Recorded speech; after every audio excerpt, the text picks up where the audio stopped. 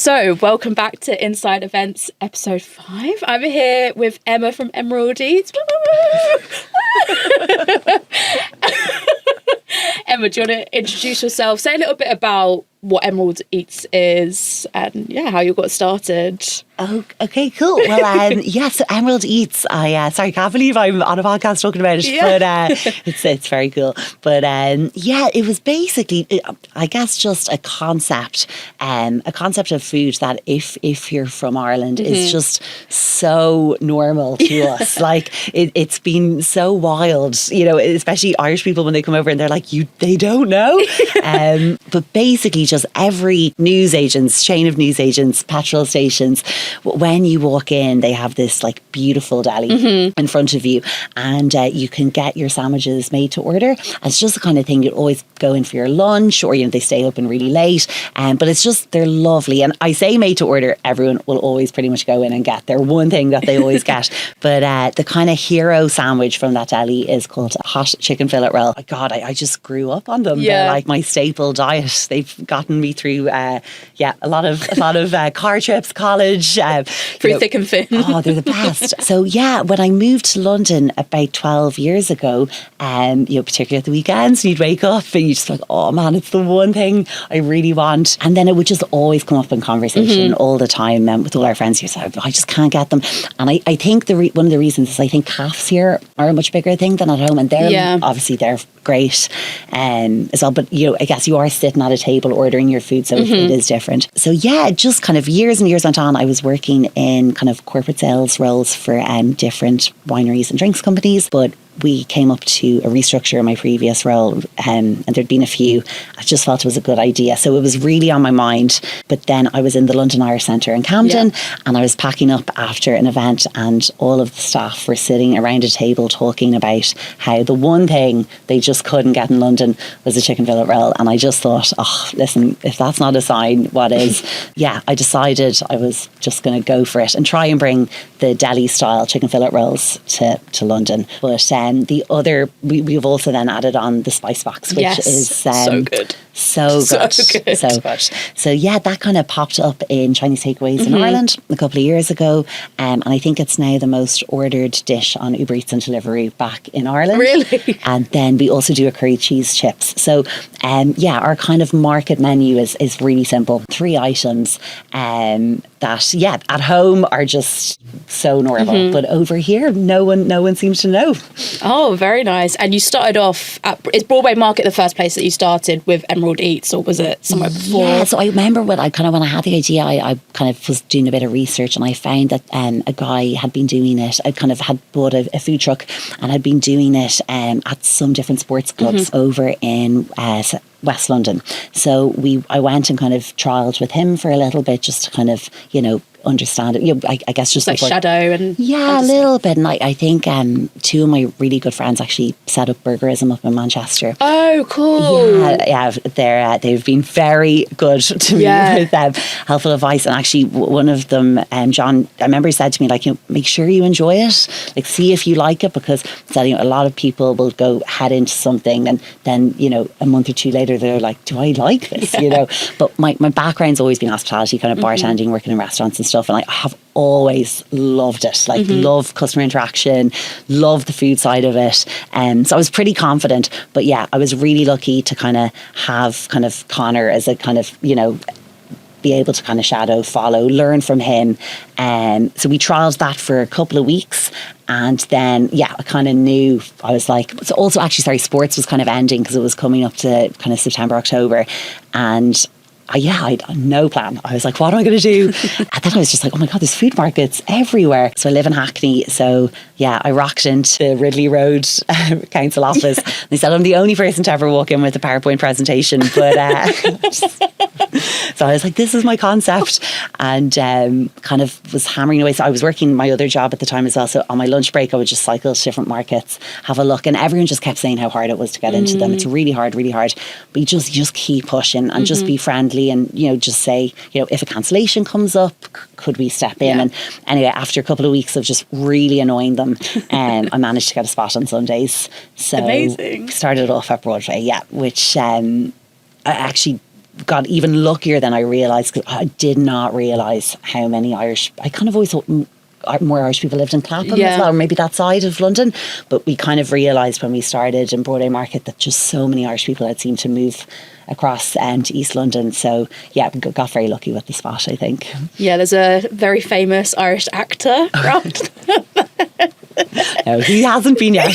We're not going to mention any names. He hasn't been yet. No, but in general, it's so great for the, people watching, and the dog watching. People just have the cutest pets as well. Everyone is just so friendly, and every different type of character and person, and so many different nationalities, and but the community of the traders, of the people that we've met there, has just been exceptional. And the council have been really kind to us, because we went into this, we had no contacts, we didn't know anyone else in the industry doing it. So sometimes people say, oh, it's who you know. No, this was a completely blank slate. But the traders, I think, especially the ones that have been doing it for years, they've really looked after us, and everyone actually wants to see you do well. I think the other thing, because we do something quite different to everyone else, you're not really stepping on toes as well, which is great. Yeah, because we were speaking to Baked Bird, and that's what they were saying as well. Is like there's such a sense of community within traders, within the street food industry, which is quite nice, because I don't think you get that like in any other sort of like business. Like corporates definitely wouldn't like help each other out in the way that street food suppliers do. Like they'll step in, they'll give you advice.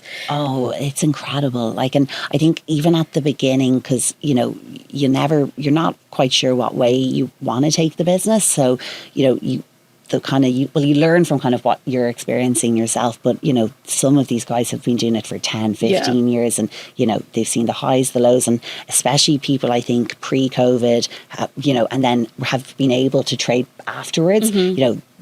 They're so solid, and nothing kind of shakes them, so they're able to give you like really, really good advice.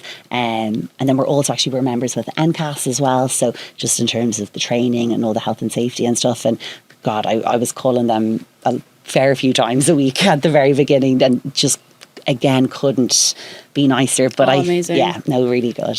Oh, fantastic. And like I'll put my hands up, I wasn't aware of Irish food. No one was. Before I came across you guys, but it was on TikTok where you absolutely, me and Bella were literally going through it today. There's so many videos on there of people just videoing it. Did you find it was like Irish people coming first, and they were just like, I need to share with other people what? Oh, it's on it. Like, it's the craziest story that's ever happened. Like, so we started in October in Broadway, and the first few weeks, like, so quiet, because we were just having such a laugh that we were just so happy. I was like, we're here, we're doing it.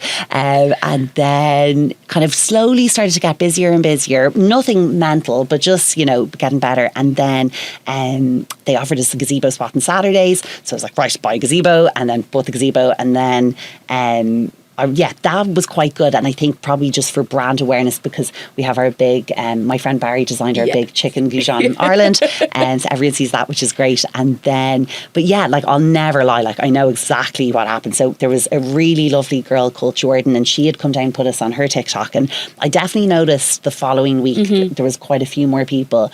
But then we had another girl come down called Foodie, and she ended up getting our last role that day. And I didn't know, she didn't say she was from TikTok. I'm like, I'm not great on the old TikTok anyway, so it wouldn't have meant much to me. But she came down, she got the last wrap. I can't get over how lucky that is. And the following weekend, I'll never forget, we turned up, and there was just this queue the whole way down the road, the whole way around the corner. And I thought it was for the vendor beside us, Fabio. And I was like, Fabio, you're so popular. Big. He was like, love, that's for you. And my stomach, I remember just being like, oh my God. And everyone had their phones out. And then I remember after about 2 hours, this girl came up, and I was like, what's everyone doing? How did you know about us? And she's like, you're on TikTok. And I was like, excuse me? And she showed me this video. I actually have a video of it, because I remember thinking this is kind of a crazy moment. And she was like, you have 183,000 views on TikTok. And I was like, huh? And she's like, Emma, this is massive. And then, so like things have definitely, calmed down a little bit since then. But it definitely got us off to such a flying start. And then there was a report done by Capital on Tap, and they said, now our own TikTok can do it with a lot of work, but the views of Emeraldy chicken fillet rolls on TikTok, I think have amassed, I think 15.4 million views. Wow. I know. Wow. I know. So I've a lot to be very, very grateful for the guys coming down. And then that kind of set it off. And so we had like a lot of other influencers come down, and just the nicest people as well. And then there was like a fair bit, it seemed to kind of get picked up as well for some media stories as well, which was great. And then, but most of the time people don't tell you. So like, just someone will send you something and say, have you seen this? And you're like, no. I think that's almost better though, because I was literally just chatting to Bella before this about like organic content rather than people doing like #ad or like no shade to anyone who does that, but I think people do resonate where it's more organic, where it's like honest reviews, or people just like, you just need to try this. 100%. I remember listening to like a marketing, because I did marketing back in college as well, and I think, if something's coming from a company account, even as much as you love it, that's obviously the agenda. But I think one thing with us that we got really lucky with, there was no plan. No plan. But I didn't realise when people would come to buy their food, because obviously, they're getting something that they're probably homesick for, they would want to tag it and share it with their friends. So the tags weren't coming from us, it was coming from the people that were going. And genuinely, if I could give a piece of advice, that would be, try and get, if your customers are the people shouting about it, I think it'll have a much wider reach, and also, it feels more authentic as well. And then just obviously if you can be sharing what they're sharing, but it'll get you out to a lot more people than just your own account.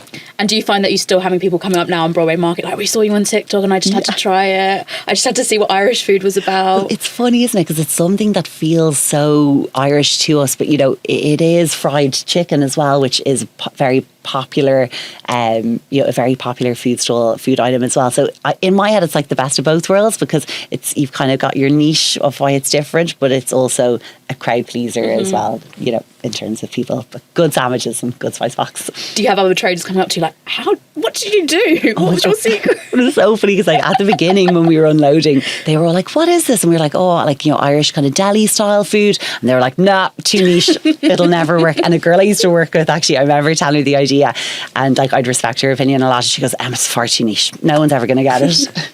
And now here you are. But the thing is, it wouldn't make sense to me that it's something we love so much at home, why it wouldn't carry across. It just almost, it doesn't make sense. And it is delicious, like, fresh bread, fresh salads, crispy chicken. It's like, you can't go wrong.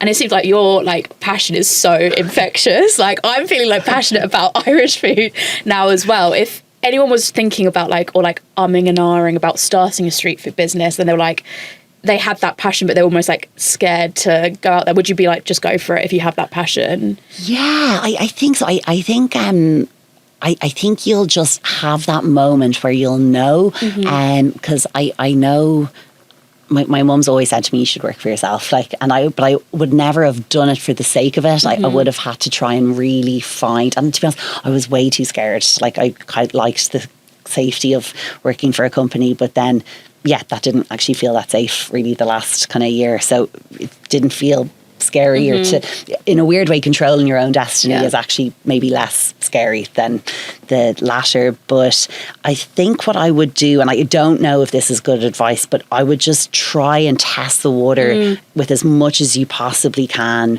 before you make big commitments. Other people will say, go in big, back yourself, believe in, you have to back yourself, else you wouldn't do it. But starting one day at a market, moving that up to 2.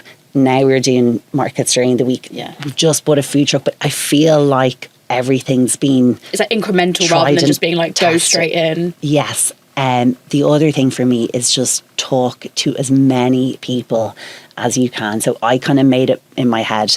I was like, I probably want to try and speak to about 50 food traders before I decide what my next step is, because it'll take you at least talking to about 50 people before you kind of realise the same kind of themes that are coming out as well. So I would say start with, also, the other thing I would say is if you don't start with a huge amount of risk over you, you're not going to panic if your first couple of weeks are really slow, and your first couple of weeks are going to be really slow. Yeah. But if you're sitting there thinking about how much money you're losing, and also that will be infectious on the staff that you have with you, and like, you know, that will affect you. So I would say, what can you do to get as much as you can, but also spread yourself for as long as possible? But then don't get to the stage where you've taken on too much and you burn out. Yes. Yeah. Is that balance? The balance, yeah. Oh, yeah. Loads of balance. And do you think like your like job beforehand helped with that kind of like mentality of like almost having like a test pool, be like just getting a feel for what's out there, what people's consensus is? Did you that helped? Yeah, 100%. Like I think you work in these companies, you sit in all these meetings for ages, and you're always thinking, well, I would have maybe tried this or that, and I don't know if you have the confidence to go for it. And it is quite nice when you're trying something, you can just actually, you know, really do what you want as well. But I think in my old job, it was kind of national account management, but I didn't realise how much sales there was, how much marketing there was. But also, you know, everything does come back to chain supply management and just, you know, A to B. And if there's one gap missing in that plan, it's not going to work. And I think the other thing is you have to just realise, like, you're not going to be good at everything. Like, you can't probably be the creative, the organiser, the logist person. So it's really important that you know what you're doing, but you've also the people that you're working with, what's their roles. And there's probably no point having two people, especially at the beginning, that are good at the exact same set of things. Amazing. I love that, because it's just like, I think at the moment what we're getting is like people trialing out street food and like getting into that industry, which is booming at the moment. It seems to be like really taking off, but like I know that other people would really want to hear like other people's advice essentially as well. But everyone, it's in terms of doors open, I couldn't think of an industry where it's so easy to talk to people. Even like we were setting up at the weekend, we've 2 or 3 people come down to ask us, you know, and maybe don't go at peak lunch hour, maybe don't go when you're taking stuff out of the van, but, you know, pick your moment. And the other thing is, I always say, like, all of us will spend so much time driving around in your car or your van, and I always say, listen, would you mind just the next time you're in the car, could I give you a quick call? And you know, because you're sitting there in traffic anyway, so it's no skin off your nose. But and then there's just a load of things that you won't know, like, you know, there's different dark kitchen or ghost kitchens you can rent, or you can do shared prep space. And, you know, like, I just remember the first day I rented a little shelf in the freezer. I was like, I've made it, you know. But it's all been just little bits. But then you appreciate the next stage of everything so much because you didn't have it before. Amazing. And you're so you've got, is it 3 markets you go to, or 2? So at the moment we do Broadway at the weekends, and then we do different markets during the week as well. So we actually have one on today at the moment. We're in Farringdon, and we'll be at Canary Wharf tomorrow.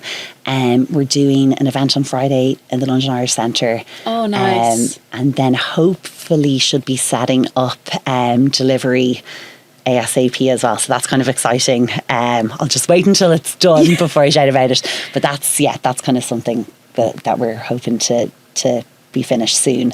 And then we've bought a food truck. So that's super exciting. And so my friend Barry's been really involved with the graphics, and my friend Mo, who is a fashion designer and a really great artist as well, he's been helping doing the wrapping, so that should be ready to go mid-August. So ideally you'd be trying to get 2 things now running at the same time. Amazing. And is it going to have the big fried chicken island map on there? I mean, like, honestly, that was written on a napkin on a night in the pub, and like I can't believe it. The next day I found the napkin. I was like, oh my God, I'm so glad I found that napkin. We are actually, we're brand developing it a little bit as well, with things that, you know, are still very kind of symbolic of that, but a little quirky. Might be a few cartoon elements rocking up. I know, I'm so excited. Why don't jinx it? No, we won't jinx it. You should get the napkin framed. Oh my God, yes. It's actually a really good idea. Well, we just kept drawing Ireland, and we were like, we could do a compass, or north, south, east, west, or, you know, Niall's really good musician. And then I can't remember who it was. So it was like, oh, that could be fried chicken. Just at the pub, just like, But then, I gave it to Barry the next day and he came back with this. I was like, that looks class. I was like... And how has the reception been back in Ireland? Because obviously if it's just like a normal thing and it's blowing up here, everyone must be like, I missed a trick. No, well, it's my nana had a shop that my dad and all of his kind of brothers and sisters would have grown up with. And then the shop was run by my aunt and uncle in Walkinstown, the coconut, best shop ever. And my cousins run it now. So that's actually probably why I love it's a family connection. It's just like I used to love going to their house when I was little and stuff, and like just so cool. And they're like, you can go to the shop and pick something, and it was great. But yeah, they've like in my head they're like the Don Johns of it. They've been doing it for so long. So like to literally get this like so much credit when but they're my go-to as well, like especially at the beginning. My cousin Rory came over a few weeks ago and my cousin Michael's been unbelievable help because to them it's like just, but yeah, I think they find it so like they're just like, how is this such a big deal? Like, and I think one of my uncles was like, oh gosh, Jesus, now you could almost like I've been doing it for years, but no, I definitely haven't. And have they come over and seen all of the... Yeah, at the beginning now, poor Michael was getting a lot of phone calls, but his advice was just, someone actually else and one of the other traders said to me, like, do try and make the best of what you have. You know, it's a lot of times people are like, oh, you need to go out and get a load of more stuff. You need to, like, what you have. And then sometimes it's just little tweaks. So, like, my cousin Michael was really good at saying, you know, how you could just kind of, premiumize things, but without having to kind of start again. And then my cousin Rory came over a few weeks ago to help me just like streamline the processes. But actually it was very lovely that there wasn't really a huge amount of things. He kind of said, listen, I think you guys have it down. And then Niall came kind of with it. Niall's been doing it with me since the beginning, but he kind of came back a few months ago now with like a whole new kind of conveyor belt of how we should kind of do the sandwiches. So we had one person doing all of them, but now we've like split it, and that's been so like someone's cutting the bread, someone's then putting the chicken in. Something so simple, but it's insane how much quicker it's made us. Oh, fantastic. And like with the menus that you, like the items that you have on your menu, how did you decide? Was it like these are just favourites in Ireland? Was it like trial and error? It was never even a discussion. Like it was so obvious. So I guess obviously the rolls, like just that was non-negotiable, and then the spice box was Henry's idea. Again, made so much sense. And then there's a very specific type of curry sauce at home called McDonald's curry sauce. You are not allowed to use any other curry sauce, and it's just got this amazing taste. So that's used on the spice box, but also they do really good curry cheese chips, and people get curry sauce in their roll as well, which is actually lovely. So that is it. We are actually going to develop another menu that would maybe be suitable for kind of more indoor events as well. So excited to see what that looks like when it's finished. I think for the markets and, events and festivals, it is perfect. And it's quite kind of, it's hearty, but it's not, Yeah, that's what, because we went down to the market and tried it, and I was literally, I could picture it at a festival, like Glastonbury. Oh, if you're listening. Oh yeah, no, don't worry. We'll be rocking up there in that truck next year.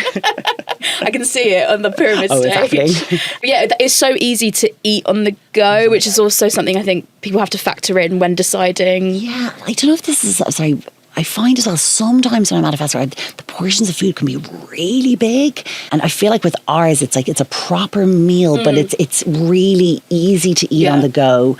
It's very mobile, but also it's fresh as well, and you feel like you've eaten something good, and it keeps you going, but it's not like, oh, you can only eat half of it and you chuck the other half away as well. Was that a conscious decision, do you think, going to like festivals and like experiencing foods? And yeah, I think so. But I guess that's kind of what I mean by, starting at Broadway and then taking the time to, because a lot of the traders at Broadway do the festival circuits, and then a lot of the people that we meet, at the markets during the week and stuff. So it was just taking the time to get to know, build all the relationships, speak to loads of people, and find out what works, because, there's so many, you could go down a bricks and mortar route, you could go down a ghost kitchen route, you could go down a festival events route. So I think there's pros and cons to each one. So I would say try just start doing something. Just get out there. But as soon as you're getting out there, try and figure out what your next kind of plan is. And do you ever ask like customer feedback, or is this more like trader feedback? We've just been quite lucky, I guess. I don't want to jinx it. We've never really had anything bad happen. It blows me away how lovely everyone is. And actually, just especially last few weeks being the summer, I've had a couple of friends come and help just taking orders and stuff, and they're like, everyone's so nice. Yeah. It's really brought out this lovely side of everyone. Yeah. Oh, I love that. And like, is that what kind of carries you through? Is that your I've made it moment? Like when people come up to you, be like, this is fantastic food. Oh, it just feels nice. Or I think it's been, I think, you know, my friend, one of my friends at home, Amelia, is the chef, and she said, you know, try and make it the best. Don't just be a chicken fillet roll, try and be the best chicken fillet roll. And we've really, you know, I think the fact that it's because sometimes at home things be more oven baked and they could be sitting there for a while and they're still delicious, but with ours it's cooked there on spot, comes out really hot, bread's done that morning, I only buy the salad and veg that day, so everything's made really fresh, and like I do think it makes a difference. So there's definitely a freshness element, you know, and you get it right there and then, so it's like piping hot. So yeah, try and I think when people eat it, they'll be like, wow, this is really good. So that feels great. But I think for me, the really nice bit is, I think when you do live abroad in a different country, food is that one thing that you really miss from home. So 100%. You can kind of tell sometimes people come up and they're like, oh, I've had a bit of a rough week, or I just really wanted it. It's that comfort, it's the memories that are attached to really it as well. And then people come and tell you their stories, and also how regimented everyone is. Like no one is like, everyone knows what they want. Like they'd never, like if you're lettuce, tomato, onion, cheese, that's it. Like you won't ever deviate regardless of what's on the menu. It's quite funny. Amazing. And there's a PSA for a famous Irish actor to also go to Emerald Eats someday. Not naming names, Paul Mescal. Oh, it's so funny. Everyone, that question has been asked, but no, we don't want to scare him. But he has walked past. So, but Broadway Market's insane. Yeah, honestly, oh my God, there's been so many like actors, but everyone's so lovely. But that's actually the lovely thing about Broadway Market. It's genuinely just pure, like such a mix of people, and everyone there. It just literally all comes together. But I kind of feel like that's kind of Hackney in general. Yeah. Which I love. And with the truck, what's the plan for the truck? What events have you? So with the truck, I was nervous to pre-book stuff until it is physically sitting outside where I live. But we've had a few things come in, so hopefully if it's up and ready, we should probably get kind of the last of the kind of concert festivals in September, October. But I'm definitely going to try and do quite a lot of Christmas party private corporate catering as well. And actually that's another amazing thing, like from the customers that come up as well, like a lot of them, even I started telling a few of them about it last week, and they were like, Anna, like let us know, you know. And a lot of people say, especially if they work in like TV or film, like they'll get, you know, trucks to come up and do you know, a week somewhere if they're on set and stuff. So I have to, I guess it's easier to say it before I've started it, but it does feel like, you know, there's a lot of opportunity out there. You just have to be willing to work really hard. Yeah, 100%. I think these markets give you that organic opportunity as well. Like we were speaking to Baked Bird about like who they've met through just being at the markets and like talking to people. Amazing. And it's so interesting how many doors it opens. They met someone who now does all of their like merch, which they're quite famous for, literally just talking to them.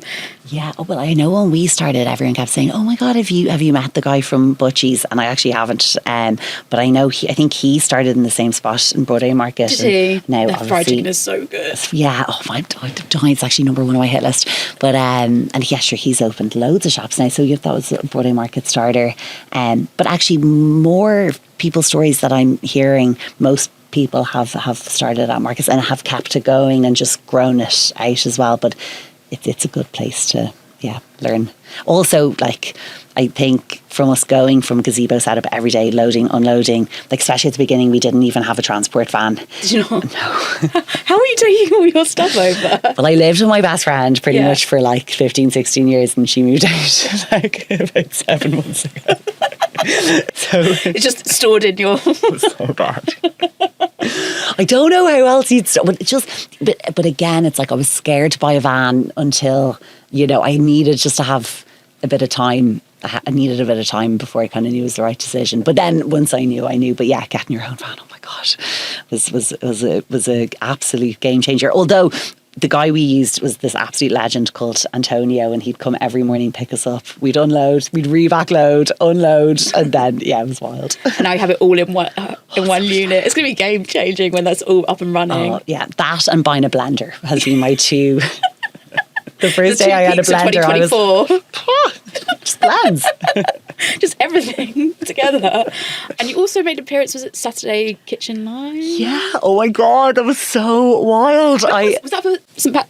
That was Saturday Kitchen. That was about 6 weeks ago now, I think. Yeah. I honestly don't know how that happened. It was so nuts. They messaged me on Instagram. They're so lovely. Yeah. They were like, if you might be double booked with the market that day and stuff. I was like, we'll find a way. So yeah, we did it. And I know this sounds crazy. We were so nuts the 2 weeks running up to it that I probably didn't even have time for the enormity of how big that is, which, do you know what, looking back is actually not a bad thing either. But yeah, I remember me and Noel walking into the dress rehearsal the day before, and I was like, oh wow, this is real. I'm in a TV studio. What am I doing? My hand was shaking so bad. But oh my God, again, just the nicest team. Yeah. And Donald is an Irish presenter, and he was doing it that weekend. And as he said himself, how the hell did you get a chicken fillet roll onto the BBC? I said, Donald, I haven't a clue. But here we are. But it couldn't have been a better support. Kind of walked us through it. And actually, weirdly, even when we were doing it, he had this weird way of kind of making you forget that you're actually being filmed, kind of like this. Yeah. But so yeah, that was great. But I guess the reach of that was really good. And it's really good. Everyone always says like, oh, is it mostly Irish people that come? And definitely at the beginning it was, but honestly I would say now it's 60. I'd say probably only about 40%. Oh really? Irish so it's like kind of diversified. I think so, and I think things like Saturday Kitchen does get you out to a much kind of wider audience as well, and people trying it and stuff. But yeah, God, that was I was like, huh? And I remember telling a few people in work, and they were like, Emma, what? What's happened? Because when did you start Emerald Eats? I'm trying to think of like the timeline of like... Properly started in Broadway just on Sundays in October. That's a very, very short timeline in terms of starting to then being on TV. Oh yeah, because actually after the TikTok, when we got the articles and stuff, like sometimes people would email me and say, oh, can I have the contact details for your press officer? And like honestly, I'd die laughing. Like me? Speaking to press officer. I'd be like, oh, hello. Just passing it off to anyone who's nearby. Like, who does your PR? And I'm like, what? But you know what? Like, I guess like people were kind of giving out to me at the beginning, saying like, I maybe it looks everything's a bit homemade, but there's an authenticity there. Like it is us. Like now I think when I look, it's quite funny. Like you'll have people come and visit you now, and maybe they haven't seen you since October, November, and they're like, Emma, you've come on leaps and bounds. So we've gotten so much better. We've been trained in brilliantly now. We are a bit better, but I'm not going to pretend that we are who we are. But yeah, we don't have a press officer. This is the press officer for anyone trying to make inquiries here. And the driver and the packer. What was was there any days like on the market or any events that you've done, you're like, that was like a big learning curve? Was there any like stories where you're like, this maybe didn't go so well? Oh, we had a fryer not work on us one day at a really busy market. That was gutting. That was really gutting. Actually, we were meant to be at the Gherkin, but we couldn't serve quick enough. There was this huge queue of people. No. And yeah, we went straight out. I went straight out to the our gas engineer afterwards, and yes, something had just gone. He was able to fix it straight away, and it was perfect. But that kind of did make me think, what's your backup? Yeah. If something goes wrong. And I think with markets, it's easier-ish because you've got a few people there, you've got shops around you, you've still got the van. If you ran out of something, you could probably replace it within reason. But I think for festivals, it would be a whole different ball game. We did 3 concerts there 2 weeks ago. So we did the Wolf Tones Hosier. How did we get in? And Finsbury Park? Yes. My sister went to that. That was brilliant. The weather was atrocious, but which was actually great because it means, you're fully immersed in how it could be, and again, it was Finsbury Park, it was still local. So, it wasn't as difficult as kind of being remote, but it's that for me actually has probably been the biggest learning curve of, I know exactly now the gaps to fill for if you were doing Glastonbury and you're miles away kind of for 5 days. And what's your mindset that you have to come with everything. And when the fryer did break, how do you keep motivated? Because I wouldn't panic, but I'd just be like, oh God, today's testing me. Well, actually, again, though, that's just where people are so lovely. I went down and I said to every person in the queue, because I just thought, well, at least if I explain it, people won't think, they didn't try or they were unprepared. So I just went down, I gave a few rock shandies away, and, I just said, I'm so sorry. I said, we're down to one fryer. This is what we can do. But obviously, I'm super aware that you're on a lunch break and it might only be an hour. And the beauty is, there are obviously a lot of other traders that you can get. But again, I think as well, I would just be transparent. We had someone sick last weekend and we were really busy, so I just explained to people. And I think I'd actually be really open and honest with people, because I think if people can see you're just trying your absolute best, they won't really be too mean to you. Hopefully not. But I think that's also the privilege of being a smaller, an independent business, because people do have that affiliation that it is your business, where when it's the larger chains, then people don't have that connection. Oh no. I guess maybe a more faceless business is then, but then again, the people that manage those are doing an amazing job as well. It's tough, but it's it's tough out there. If it was easy, everyone would be doing it. Is there any other Irish classics that haven't been brought over that you want to? I mean, I would love to expand it and be able to give more options. So obviously our menu at the moment is probably more suited to kind of outdoor space. And I do think, there's huge opportunities working, more indoor venues as well. So that's something that we'd have to change. So I don't know, will I be able to kind of alter our menu as it is now, or are we better off coming up with, a slightly different menu that would be more suitable? But actually that's kind of a learning as well that I wouldn't have realised. When you get the brief to see if you're suitable for an event, they'll be super specific on how you're able to cook when you're there. So we are only suitable for, things at the moment that would be food truck or outdoor gazebo. So I would love to have a menu that would make us applicable kind of for inside as well. Yeah, because I think a lot of corporates, especially, you can't fry indoors. Exactly. So it's all these things you have to think about, the modern, there's so many health and safety regulations, a lot of shared office buildings 100%. As well, so it's there's no outdoor space, but then you also can't fry, so it's adapting your menu accordingly. 100%. And I think as well, being really careful about, your carbon footprint and how you're being efficient. So I'd love to develop a really good hot holding menu, actually, which will probably look different to our current menu. Oh, exciting. There's a lot of wait to see what's coming up. It's really... Today's crazy, actually. We've just had a new full-time person join our team today. So it's his first day. We've another person starting as well. So today actually does feel like a really exciting such an exciting day to have the chat with you. But no, in one way, I almost feel like I'm not getting through stuff fast enough. And then in another way, it's it's actually moved so fast. So, oh my goodness, Yeah, and sometimes people are like, oh, you need to be doing this now. And it's you want to do that. But I think just trust your gut feeling and just try everything before you commit as much as you can. And it's that perspective as well, because you started in October and you've already now got a team of what, 5? Is it 5? So it'll be myself full-time, not full-time. Matt will be full-time, so it'll be 3 full-time. And then we've had some unbelievable people as well on the team as well. So we're losing one guy back to Ireland, which can't actually even talk about it. And then we've got some great people starting. I've also got a few friends who are kind of all trained in food health and safety as well. So they've been, and actually even the last couple of weeks, it's been so much fun. The other day, one of our friends was like, oh, bad boy order coming up. And we were like, what? He goes, 2 rolls. We were like, okay. It's just all these things you can make a special item as well when people start to use these terms. Oh, bad boy order, 2 rolls.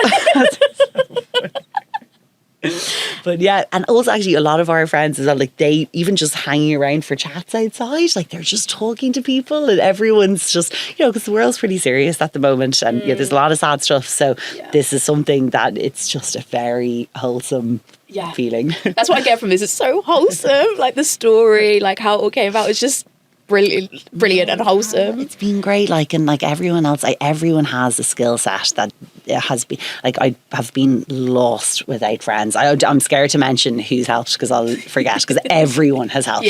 Like between like the branding, the marketing, the graphics, like, I have so many friends who work in hospitality. All of them have just given me so much time. I have friends that have started other businesses. People help finance, and everyone just cannot do enough to help you. Like it's incredible. So actually, that's it. Just talk to everyone as much as you can, and always don't abuse it, but appreciate it. Take help when you can.